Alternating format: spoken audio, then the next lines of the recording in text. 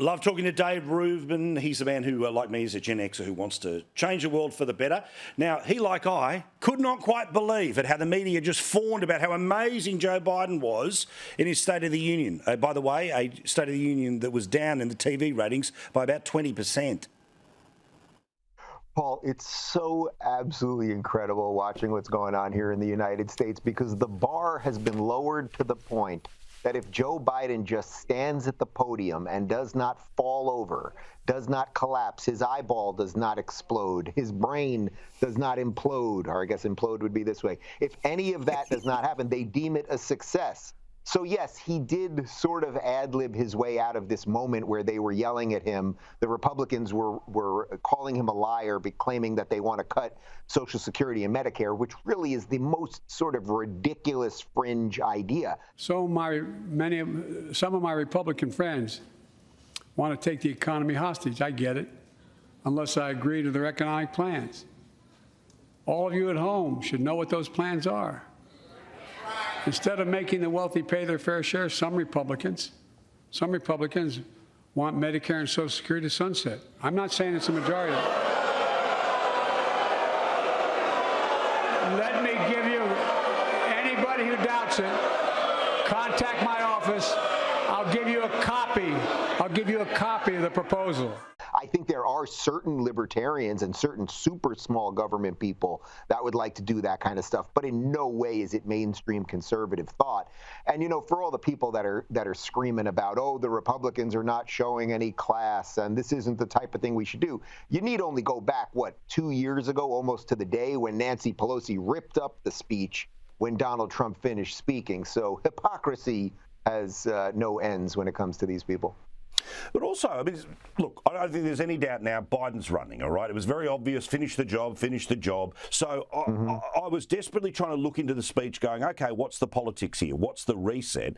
And the media is so hungry to breathe life into his presidency that they're trying to pretend that this was, you know, for want of a better term, the great reset of his presidency. This was the best speech I have ever heard him deliver.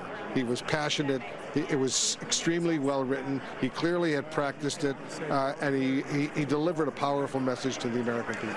This was the best version of Biden that we've seen in this iteration of Biden. And to the degree that people had questions about the vigor and the resilience of this president, he did as well as he could tonight.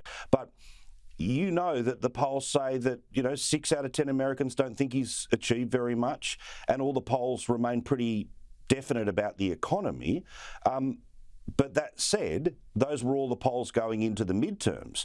So right. Can Republicans actually, apart from point at the problem, start to offer themselves up as the solutions to the problem? I like the way you frame that question, because it's an interesting point here that people seem unable to connect their frustrations to who is causing their frustrations or what party is causing their frustrations. So there were a couple things that Biden did during that speech that you may have noted, where he said, okay, gas prices are coming down. But now that is technically true. They are coming down, but they are still significantly higher than when he took office. So if you are someone who believes that the president is the sole authority on these things, well, gas was at about $2.30 when he got there. It peaked at $5, and now it's on its way down, but it's still above where it started. So that's a confusion of the truth. He also said the exact same thing, the same exact type of lie when it came to inflation. He said, well, inflation is coming down, and that is true. It was at whatever, about 3% when he got into office. It got up to 9%. Now it's about 7%. He's saying it's coming down. Well, okay, you're sort of right,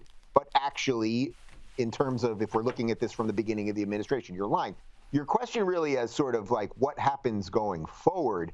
I mean, I still am not convinced that cognitively and physically he'll be able to do it, but it's becoming increasingly clear that the machine does want him to do it. It's almost as if he got them this far, they're kind of surprised by it, and now they're just like, all right, let's just ride this thing out as long as we can. It's kind of depressing. Look, I'm obviously not a Democrat, but you would like to believe that there would be a nice bench in the waiting. You know, the Republicans, and for some of your viewers that maybe are not right-leaning or don't know too much about American politics, you know, you can honestly, I think, look at the Republicans and go, boy, there's an interesting set of people running, whether you like Trump or not. There's obviously DeSantis seemingly is going to get in on it, and he seems pretty fantastic. Nikki Haley has said she's going to get involved. Mike Pompeo, former Secretary of State, is going to get involved. There is a bench there.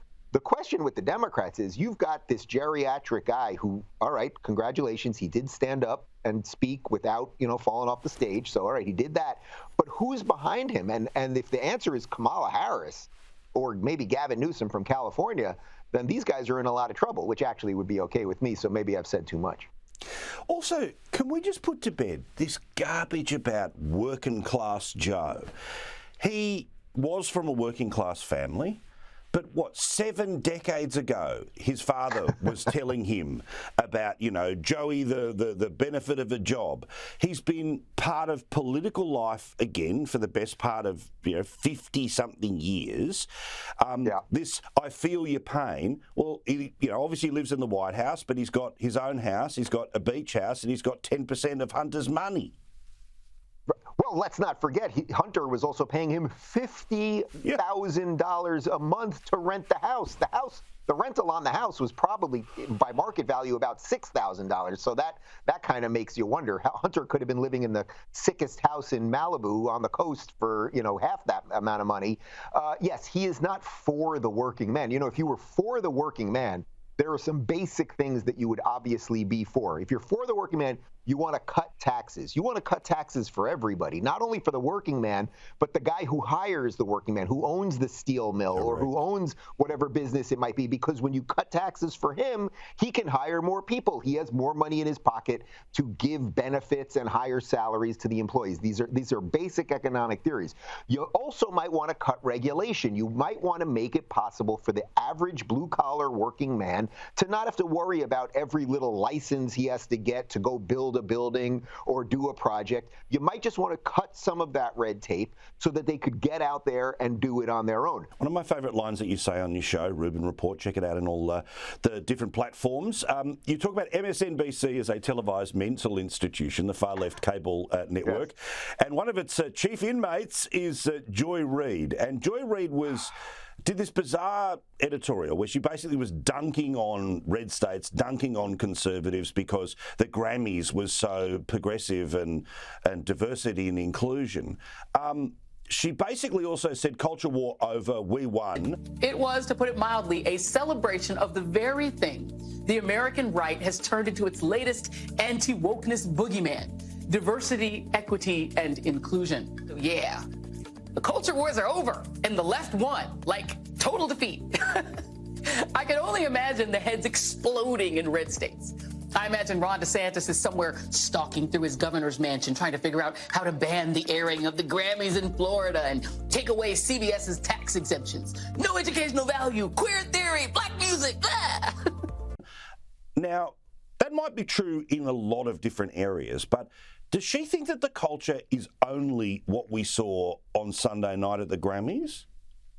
Well, I suppose she does, because she has to live in a very myopic, narrow place. I mean, that's sort of her worldview is very narrow. And if she believes that because you had this black person win this award at the Grammys, and we had one trans person was singing, and there was a lesbian country singer, it's like, all right, if that is what you view success as, these really base level visualizations of people, well, then I suppose you have one. What I said on my show related to all this was, well, it's like, lady, I'm not so sure of that, because first off, the Grammys have gotten worse in terms of viewership every year since, I believe, 2011, so precipitously worse every year.